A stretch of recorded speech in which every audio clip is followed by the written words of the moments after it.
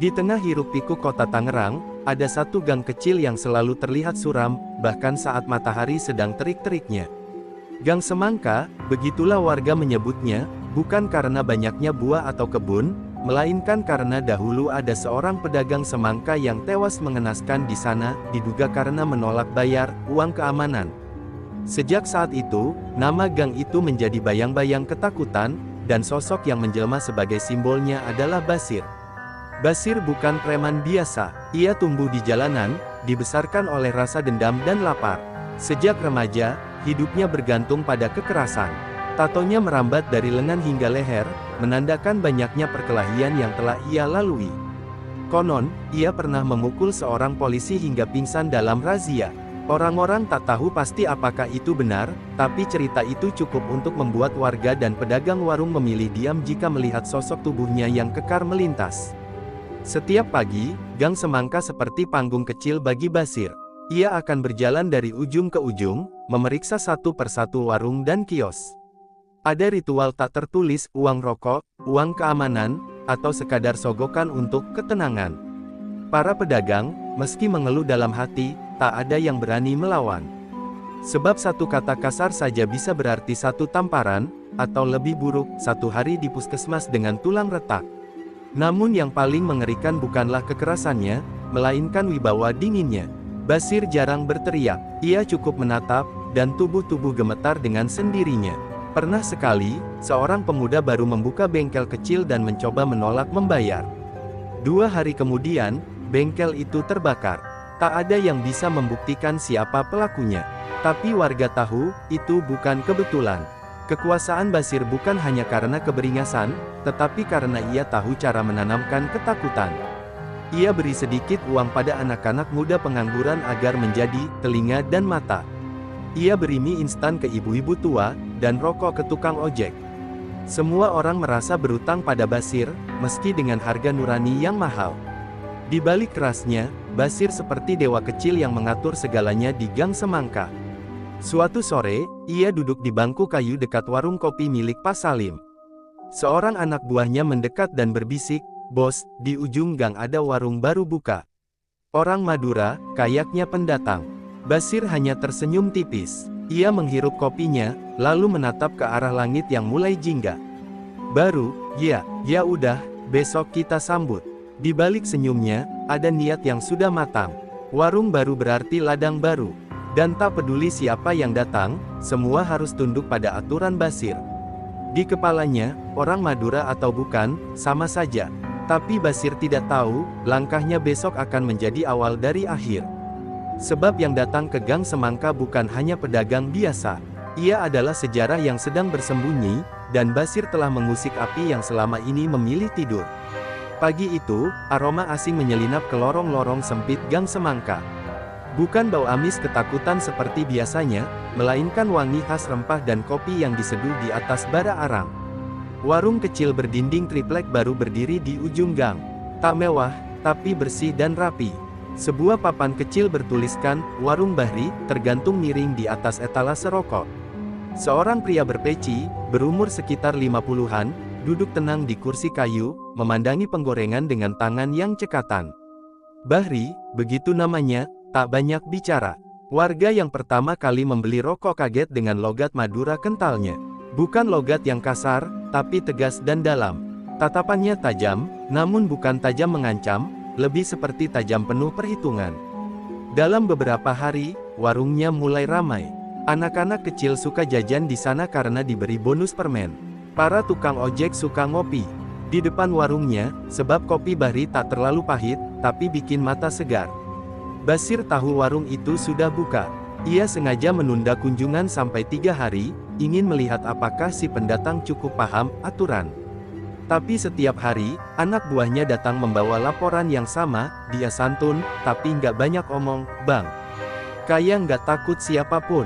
Basir hanya mengernyit, "Biarin dulu, lihat sampai kapan." Suatu sore, Bahri kedatangan seorang pemuda tanggung yang tampak gugup. "Pak, di sini ada semacam uang keamanan, gitu nggak?" Bahri menoleh perlahan, menatap pemuda itu dari balik asap gorengan tempe.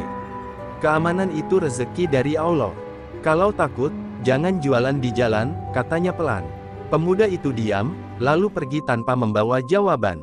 Di luar, dua anak buah Basir sudah menunggu dan mencatat apa yang terjadi. Kabar cepat menyebar. Orang-orang mulai berbisik, warung Bahri berbeda. Bukan hanya karena ia menolak membayar, tapi karena ia melakukannya dengan ketenangan yang mengganggu. Di warung lain, orang akan gugup atau berusaha menyuap anak buah Basir. Tapi Bahri tidak. Ia hanya menatap, lalu melanjutkan mengaduk kopi, seolah semua ancaman hanyalah suara nyamuk di malam buta. Basir mulai resah. Malam itu ia duduk di pos ronda, merokok dengan gelisah. Ia tak suka diam-diam ditantang, apalagi oleh orang asing. Besok gue datengin sendiri, gumamnya. Mau lihat seberapa keras kepala orang Madura itu. Tapi yang tak ia ketahui, Bahri bukan hanya keras kepala. Ia keras karena sudah ditempa kehidupan yang lebih liar dari jalanan manapun. Di tanah kelahirannya, nama Bahri pernah menggetarkan hati para pendekar. Ia datang ke Tangerang bukan untuk cari musuh. Tapi jika musuh yang datang, ia tak akan mundur sedepa pun. Dan esok pagi, dua mata dari dua dunia berbeda akan saling bertemu. Dan Gang Semangka, untuk pertama kalinya, akan menyaksikan bukan sekadar adu gengsi, tapi benturan dua warisan yang berbeda, premanisme jalanan dan kehormatan carok. Matahari baru setinggi tombak ketika Basir melangkah menuju ujung Gang Semangka, diikuti dua anak buahnya yang setia, Jalu dan Gendon. Wajah Basir tak menampakkan emosi, tapi langkahnya menggetarkan tanah gang yang biasa ia kuasai. Warga mulai mengintip dari balik tirai rumah, membisiki satu sama lain, warung Bahri, satu persatu warung menutup setengah pintunya, seolah tahu sesuatu besar akan terjadi hari itu. Bahri sedang meracik kopi ketika bayangan tubuh Basir menutupi cahaya pagi yang masuk ke warung. Ia tidak menoleh. Ia tahu, ia bisa merasakannya, seperti hawa panas yang mendadak menusuk ubun-ubun. Basir berdiri di depan warung, menyandarkan tangan pada etalase sambil menatap kosong ke dalam. Warung baru, ya, tanyanya datar. Bahri tetap mengaduk kopi, tenang seperti air di sumur tua. Iya, baru. Silakan kalau mau ngopi, jawabnya tanpa ragu, tanpa takut. Basir tertawa kecil, geli. Ngopi, biasanya, yang baru di sini kasih uang ucapan selamat. Buat jaga keamanan. Bahri meletakkan cangkir kopi ke meja, lalu menatap langsung ke mata Basir. Tatapan itu tidak tajam seperti ancaman, tapi dalam seperti jurang. Kalau keamanan harus dibeli dari orang yang bikin takut, berarti bukan keamanan, tapi teror. Suara Bahri lembut, namun ada ketegasan tak terlihat di dalamnya. Basir mengernyit. Gendon sudah menggenggam pisau kecil di balik pinggangnya, tapi Basir angkat tangan, menahannya. Keheningan menekan. Burung pun enggan berkicau. Bahri melangkah pelan keluar warung, berdiri hanya satu jengkal dari Basir. Saya cuma jualan. Saya tak ganggu siapa-siapa. Tapi kalau saya diganggu, Bahri menunduk sebentar, lalu mendongak lagi. Saya akan lawan. Karena harga diri, lebih mahal dari warung ini. Basir menatap lelaki itu. Seketika, nalurinya sebagai preman menjerit, ada sesuatu yang tidak beres. Orang ini terlalu tenang. Tidak seperti pendatang biasa. Matanya terlalu kenal dengan bahaya. Basir tersenyum miring, menyembunyikan kegelisahan. Oke, Pak Bahri. Saya suka orang keras kepala. Tapi jangan sampai keras kepalamu bikin tulangmu lunak. Basir berbalik. Ia tidak ingin membuat keributan di siang hari. Tapi langkahnya terasa berat. Entah kenapa, ia merasa seperti baru saja melintasi garis yang seharusnya tidak ia injak. Di belakangnya, Bahri kembali duduk, menyeruput kopi seperti tak terjadi apa-apa. Dan itulah yang paling mengganggu Basir, ketenangan lelaki itu, yang terasa lebih menakutkan daripada amukan. Gang Semangka hari itu tidak pecah oleh bentakan, tapi oleh ketegangan yang diam-diam menyebar seperti asap. Warga tahu, bentrok tak terelakkan. Tapi mereka juga tahu, untuk pertama kalinya, Basir mungkin bertemu lawan yang tak bisa ia pukul dengan ancaman. Lawan yang membawa sesuatu lebih purba dari sekadar gengsi jalanan, kehormatan. Sejak pertemuan pagi itu, nama Bahri tak hanya jadi perbincangan di mulut warga, tapi juga menjadi batu ganjalan di kepala Basir. Hari-hari berlalu, namun warung Bahri tetap berdiri tanpa sedikit pun tanda tunduk. Basir tahu, ini bukan sekadar soal warung atau uang keamanan. Ini tentang wibawa. Dan di dunia Basir, kehilangan wibawa lebih memalukan dari kalah berkelahi.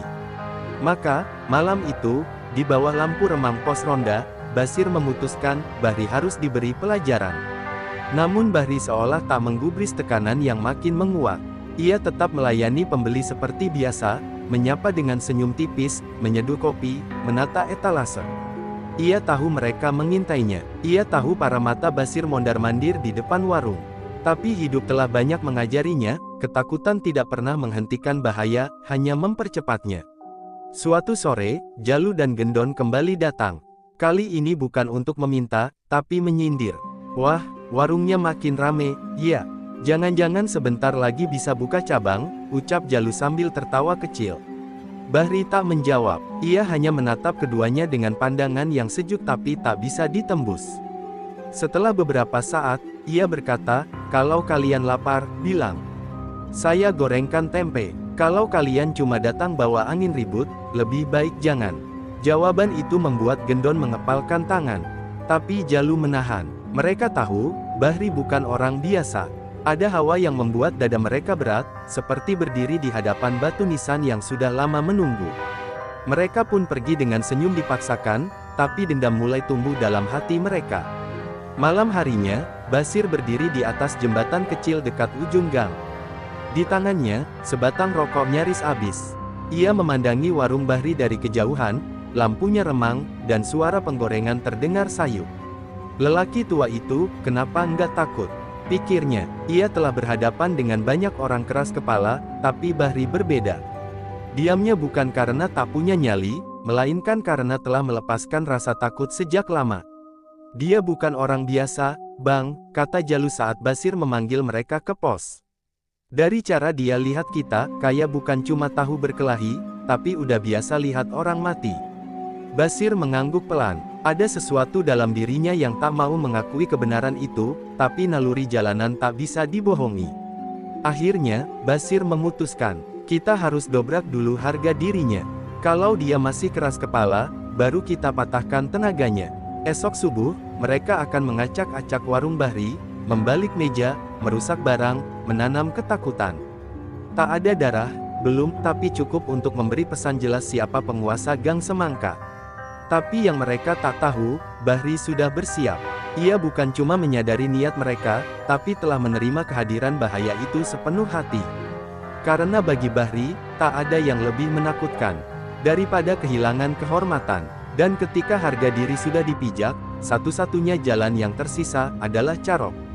Jauh sebelum aroma kopi Bahri menyatu dengan udara Tangerang, lelaki itu pernah menjadi nama yang ditakuti di pelosok Madura.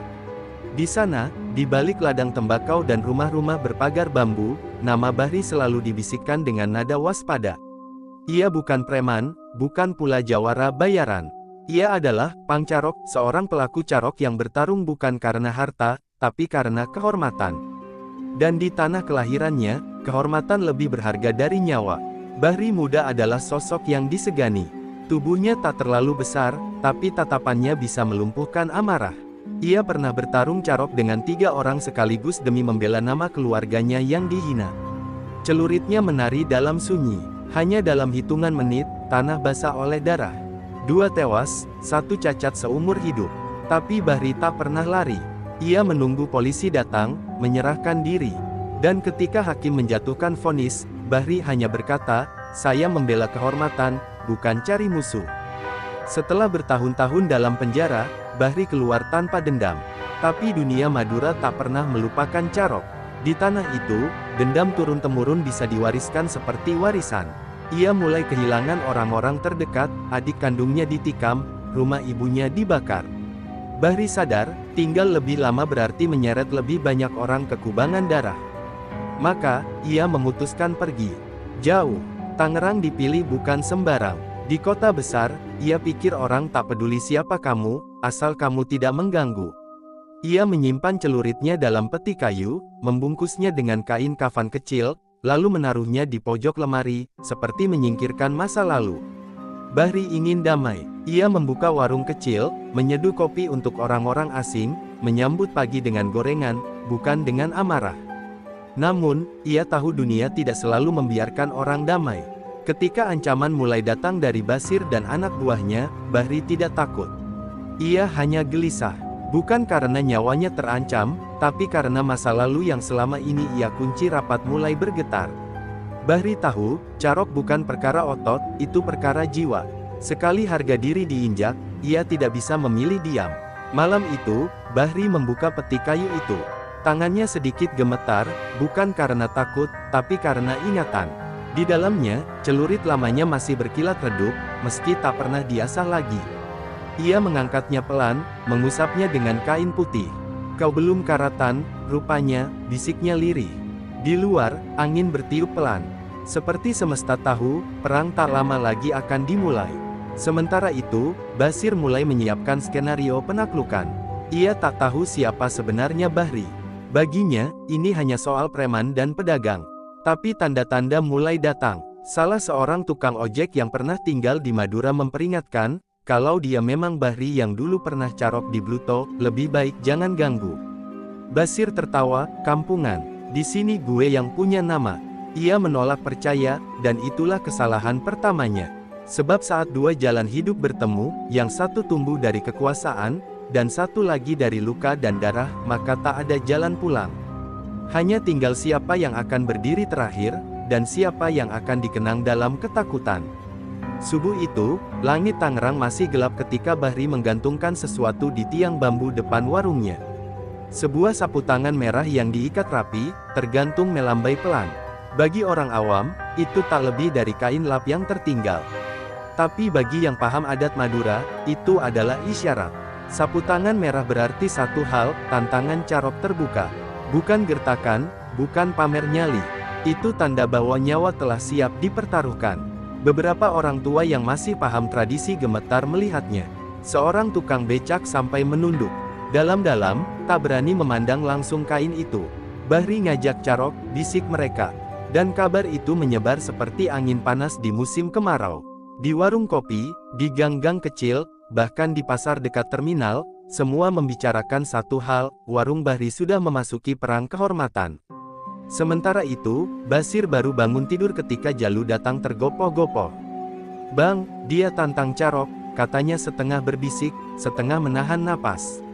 Basir mengerutkan dahi. "Apa maksud lo?" Jalu menunjukkan foto sapu tangan merah yang sempat ia potret. Wajah Basir memucat sejenak, bukan karena paham maknanya, tapi karena melihat Jalu yang biasanya tenang kini gugup seperti bocah salah jalan. "Apa maksud kain merah ini?" tanya Basir ke salah satu anak buah yang berasal dari Madura. Pemuda itu menunduk, suaranya pelan. "Itu simbol tantangan Carok. Kalau udah dikibarkan, artinya dia udah siap mati, dan ngajak lawannya mati bareng." Basir tertawa kecil, tapi tawanya kering. "Halah, kampungan." Namun jauh di dalam dadanya, rasa tak nyaman mulai merayap pelan. Malam itu, Basir minum lebih banyak dari biasanya. Bukan untuk bersenang-senang, tapi untuk menenangkan pikiran. Ia menyuruh anak buahnya menggali lebih jauh tentang Bahri. Hasilnya membuatnya membisu. Nama Bahri muncul di catatan kepolisian Madura sebagai eks-narapidana kasus Carok berat. 3 korban, 1 yang selamat bahkan buta permanen. Basir meletakkan ponselnya perlahan. Untuk pertama kalinya dalam hidup, ia merasa bukan sebagai pemburu, tapi yang diburu. Keesokan harinya, warung Bahri tetap buka seperti biasa. Tapi ada yang berbeda. Ia tak lagi menyambut dengan senyum, melainkan dengan diam penuh makna. Di meja warungnya, celurit tua diletakkan di bawah kaca etalase, terlihat jelas oleh siapapun yang datang. "Kalau datang mau ngopi, silakan," kata Bahri pada siapapun yang mendekat. "Tapi kalau datang mau injak harga diri, kalian tahu apa yang menanti." Basir kini berada di persimpangan. Jika ia mundur, wibawanya runtuh. Tapi jika ia maju, nyawanya jadi taruhan. Anak buahnya mulai ragu, beberapa bahkan sudah berhenti datang ke pos ronda. Mereka tidak dibayar untuk mati. Mereka preman, bukan pendekar. Dan Basir tahu, ini bukan lagi tentang pungutan, ini tentang akhir dari satu kekuasaan, atau satu nyawa. Dan di tengah semua itu, Bahri tetap duduk di bangku kayunya, menatap jalanan sunyi. Ia tahu, hari yang menentukan akan segera datang. Dan saat waktu itu tiba, celurit tak akan banyak bicara, ia hanya akan bicara sekali, tapi cukup untuk selamanya. Pagi itu, udara terasa lebih berat dari biasanya. Langit mendung, seolah tahu akan ada darah yang tumpah. Pohon mangga tua di dekat warung Bahri bergoyang pelan, daun-daunnya berjatuhan seperti bisikan alam bahwa hari itu bukan hari biasa. Bahri duduk di bangku kayunya, mengenakan sarung hitam dan baju koko putih, wajahnya tenang seperti air yang menyimpan badai di dasarnya. Di pangkuannya, celurit tua terbalut kain putih, belum dibuka, tapi siap. Dari ujung gang, Basir akhirnya muncul. Tak seperti biasanya yang selalu dikelilingi anak buah, kali ini ia datang hanya dengan Jalu dan Gendon. Wajahnya pucat, tapi rahangnya mengeras. Ia tak bisa mundur, harga dirinya dipertaruhkan. Meski seluruh tubuhnya berkata jangan, egonya menjerit untuk maju. Langkahnya berat, seperti menyeret beban yang tak kasat mata. Ia berhenti di depan warung, tepat di bawah pohon mangga itu, tempat yang kelak jadi saksi sejarah. "Bahri," seru Basir, suaranya parau. "Lo kira lo siapa, main tantang-tantang segala?" Bahri berdiri perlahan, membuka kain putih dari celuritnya. Kilatan baja itu menyilaukan meski matahari belum terbit sepenuhnya. "Saya bukan siapa-siapa," ucapnya datar. "Tapi saya bukan orang yang bisa diinjak. Kau datang ke sini dengan ancaman. Sekarang saya jawab." Gendon maju, tapi Bahri mengangkat celuritnya sedikit. Gerakannya pelan, tapi cukup untuk membuat langkah Gendon terhenti. Tak ada teriakan, tak ada provokasi. Hanya hawa kematian yang mengental di antara mereka. Basir menarik napas panjang, lalu mencabut pisau belatinya. "Ayo," ucapnya singkat. "Tak ada jalan pulang, tak ada waktu untuk penyesalan." Lalu, seperti badai yang menamparkan pantai, perkelahian pun meledak. Basir menyerang lebih dulu, menikam lurus ke arah dada. Tapi Bahri seperti bayangan, bergerak gesit ke samping dan membalas dengan tebasan mendatar. Pisau dan celurit saling beradu. Suaranya nyaring, memekakkan telinga. Warga bersembunyi di balik jendela, menahan napas. Beberapa menutup mata, tak sanggup melihat pertarungan yang lebih mirip duel hidup dan mati. Basir berusaha keras menahan laju Bahri, tapi ia bukan petarung terlatih. Ia biasa menaklukkan dengan ancaman, bukan dengan darah. Setiap gerakan Bahri seperti bagian dari tarian yang telah dilatih bertahun-tahun. Dan akhirnya, satu tebasan miring menghantam lengan Basir, pisau terlempar. Darah menyembur. Basir terjatuh, tubuhnya menggigil menahan nyeri. Bahri berdiri di atasnya, celurit terangkat tinggi. Namun, Bahri tak menebaskan senjata itu. Ia menatap Basir lama, lalu menurunkan celuritnya perlahan. "Saya bukan pembunuh. Saya hanya orang tua yang tak mau diinjak. Pergi dari sini. Jangan pernah injak gang ini lagi." Suaranya pelan, tapi menggetarkan. Basir, gemetar dan terhina, hanya bisa merangkak menjauh. Jalu dan Gendon menarik tubuhnya, dan mereka pun pergi dalam diam, meninggalkan jejak darah di tanah yang masih basah. Dan di bawah pohon mangga itu, Bahri berdiri sendiri. Tubuhnya tegak, napasnya berat, tapi matanya tenang. Ia tak menang karena kekuatan, tapi karena kehormatan yang ia jaga sampai akhir. Warga keluar perlahan, menatapnya dengan pandangan baru, bukan hanya pemilik warung, tapi penjaga harga diri, dan lelaki terakhir yang masih tahu makna sebuah keberanian. Sejak pagi berdarah itu, gang sempit tempat warung Bahri berdiri tak pernah lagi sama. Warga yang dulunya hanya melirik warung itu sambil lalu, kini menatapnya dengan penuh hormat. Di antara gemericik air wudhu, obrolan warung kopi, dan tawa anak-anak, nama Bahri terus bergema, bukan sebagai pemenang pertarungan, melainkan sebagai lelaki yang mempertahankan kehormatan tanpa pamrih. Warung itu, yang dulunya hanya dikenal karena gorengannya yang renyah, kini disebut-sebut sebagai tempat di mana nyali seorang jawara diuji dan dimenangkan. Basir menghilang, tak ada yang tahu pasti kemana ia pergi setelah kejadian itu. Beberapa bilang ia pulang kampung, menyesali hidup. Ada pula yang mengisyaratkan ia kini tak waras, mengigau setiap malam tentang celurit dan darah. Jalu dan Gendon tak lagi terlihat di pos ronda. Preman-preman kecil yang dulu berkumpul kini bubar seperti kabut pagi. Rasa takut tak lagi mereka sebarkan, karena mereka telah melihat dengan mata sendiri apa yang terjadi ketika seorang tua dipaksa memilih antara diam dan melawan. Bahri sendiri kembali seperti semula. Setiap pagi, ia buka warung, menyeduh kopi, menyapa dengan senyum tipis yang khas. Tak banyak bicara soal kejadian itu. Celuritnya disimpan kembali, dibungkus dan dikembalikan ke lemari tua. Tapi orang-orang tahu, benda itu bukan lagi sekadar besi bengkok. Ia kini menjadi simbol, bukti bahwa keberanian sejati tak perlu berteriak. Anak-anak mulai berkumpul di depan warung, mendengarkan cerita warga tentang carok di bawah pohon mangga. Meski Bahri tak pernah membual, cerita itu berkembang, jadi dongeng, jadi legenda. Ada yang bilang Bahri menebas udara hingga angin berhenti. Ada pula yang bilang Basir pingsan sebelum sempat menyentuh tanah. Seperti semua kisah hebat, kebenarannya kabur, tapi maknanya tetap hidup. Suatu hari, seorang pemuda datang dari Madura. Ia mendengar cerita tentang seorang lelaki tua bernama Bahri yang masih memegang adat. Ia datang bukan untuk menantang, tapi untuk belajar. Saya ingin tahu, bagaimana menjaga harga diri tanpa harus melukai orang lain, katanya. Bahri hanya tertawa kecil. Kadang, menjaga harga diri justru artinya siap terluka. Tapi jangan pernah mencari luka itu. Biarkan ia datang, kalau memang harus. Warung Bahri pelan-pelan jadi tempat ziarah batin bagi banyak orang, para perantau, para lelaki yang kehilangan arah, atau mereka yang pernah merasa diinjak harga dirinya. Mereka datang, duduk diam, minum kopi hitam panas, dan pulang dengan dada yang entah kenapa terasa lebih tegak. Bahri tak memberi nasihat, ia hanya hadir, dan kadang, kehadiran orang yang tak goyah sudah cukup untuk menginspirasi. Bahri sendiri tahu bahwa legenda bisa berubah jadi beban. Tapi ia tak peduli, ia bukan ingin dikenang sebagai pendekar, apalagi pahlawan.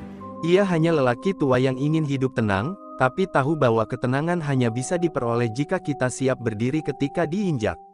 Dan itu cukup baginya. Di pohon mangga tua itu, kini tergantung papan kecil bertuliskan, harga diri tak bisa dibeli. Kalau kau ingin mengambilnya, bawa nyawamu sekalian. Tertulis tanpa nama, tapi semua tahu, itu kata-kata Bahri. Hujan turun perlahan sore itu, menyentuh tanah di depan warung Bahri dengan bunyi gemerisik yang sunyi. Pohon mangga tua basah kuyup, daunnya menunduk berat. Tanah yang pernah dibasahi darah kini diluluri air langit. Bahri duduk di bangku kayunya, tubuhnya menyelimut sarung, matanya menatap kosong ke ujung jalan. Usianya semakin senja, rambutnya semakin putih, tapi luka di hatinya tetap segar, seperti tak pernah benar-benar sembuh.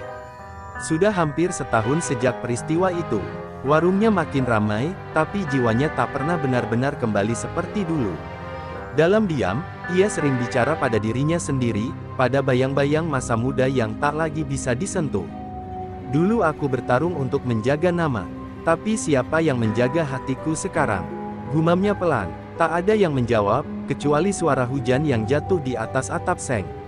Setiap malam, Bahri bermimpi.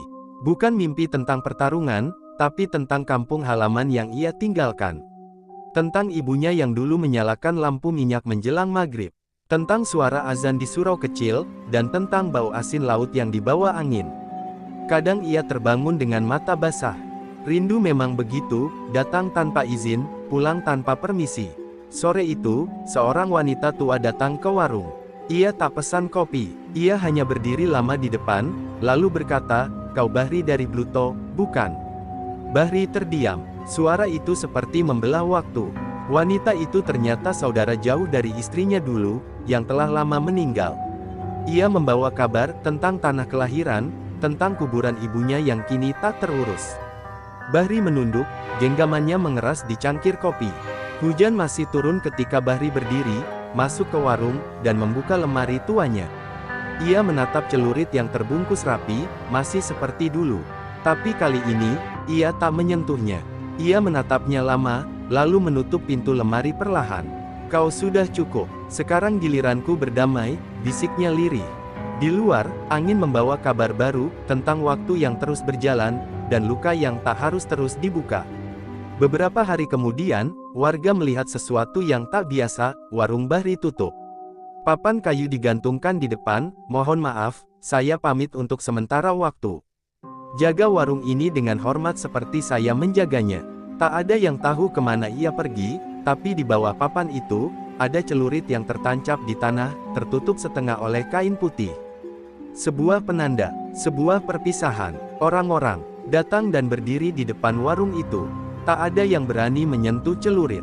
Mereka tahu, itu bukan sekadar senjata. Itu adalah warisan keberanian, warisan harga diri. Dan kini, Bahri, si penjaga yang diam, telah memilih untuk mencari damai yang tak bisa ia temukan di antara asap kopi dan bayang-bayang darah. Dan di tengah hujan yang terus turun, pohon mangga itu berdiri tegak, seperti saksi bisu dari semua luka, dendam, dan pengampunan. Daun-daunnya basah, tapi tetap kuat. Seperti Bahri, lelaki yang tak pernah menang karena kekerasan, tapi karena tahu kapan harus berhenti. Senja itu, warna langit di Tangerang berbaur antara emas dan abu-abu. Warung Bahri yang lama tertutup mendadak terbuka lagi. Bangkunya dibersihkan, teko kopi mendidih di atas kompor tua, dan dari balik pintu, sosok itu muncul, berjalan perlahan, memikul ransel lusuh. Bahri pulang, rambutnya makin putih, jalannya tak setegap dulu, tapi sorot matanya tetap menyala. Warga yang melihatnya hanya bisa terdiam. Beberapa menunduk hormat, yang lain meneteskan air mata diam-diam. 2 bulan ia pergi. Ada yang bilang ia pulang ke Bluto, mengunjungi makam ibunya, duduk berjam-jam di samping nisan tanpa berkata apa-apa. Ada pula yang bilang ia meminta maaf pada tanah, pada pohon kelapa tua, pada suara ombak yang dulu ia tinggalkan. Tapi tak ada yang benar-benar tahu apa yang ia lakukan di sana. Yang jelas, Bahri pulang membawa sesuatu yang lebih penting dari celurit kedamaian. Di warung itu, Bahri tak lagi menggantung sapu tangan merah, atau memajang senjata. Ia menggantinya dengan papan kecil bertuliskan, "Di sini, kopi disajikan dengan damai. Kalau kau datang dengan dendam, tinggalkan di luar pintu." Warga membaca tulisan itu dan mengangguk. Bahri bukan lagi hanya penjaga harga diri, tapi penjaga ketenangan. Bagi banyak orang, itu lebih menakutkan dari siapapun yang membawa senjata. Anak-anak muda yang dulu hanya dengar cerita, kini bisa duduk dan bertanya langsung padanya. Tapi Bahri tak banyak menjelaskan. Ia hanya tersenyum, menyeduhkan kopi, lalu bertanya balik, "Apa yang kau cari dari keberanian?" Dan mereka yang datang dengan maksud gagah, pulang dengan kepala tertunduk, membawa pelajaran yang hanya bisa ditemukan di mata seorang lelaki yang pernah berdiri di ambang hidup dan mati. Suatu malam, saat hujan gerimis, Basir datang. Sendirian, tubuhnya kurus, jalannya terlatih. Ia berdiri di depan warung, tak berkata apa-apa. Bahri melihatnya dari balik etalase, lalu keluar. Tak ada marah, tak ada dendam. Hanya 2 lelaki yang telah dibentuk luka dan waktu. Basir menunduk, bergetar. "Maaf, saya datang bukan untuk apa-apa. Hanya ingin bilang, saya akhirnya mengerti." Bahri mengangguk pelan, lalu menunjuk kursi kosong. "Duduklah, masih ada kopi untuk siapapun yang ingin berubah." Dan malam itu, 2 musuh lama duduk bersama, meminum kopi hitam yang pahit tapi hangat. Tak perlu kata-kata panjang.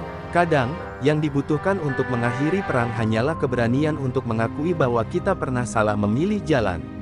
Warga yang melihat mereka hanya diam, tapi hati mereka bergemuruh. Itu bukan sekadar pertemuan, tapi penutupan luka. Beberapa bulan kemudian, Bahri tak lagi terlihat. Warungnya tetap buka, diteruskan oleh pemuda yang dulu belajar darinya. Di tembok belakang, tertulis besar dengan cat putih, "Bahri, lelaki yang tak pernah mencari pertarungan, tapi tak pernah lari ketika dipanggil oleh kehormatan." Dan kisahnya pun hidup bukan hanya di warung itu, tapi di hati semua orang yang pernah merasa terinjak, namun memilih untuk bangkit dengan cara yang terhormat.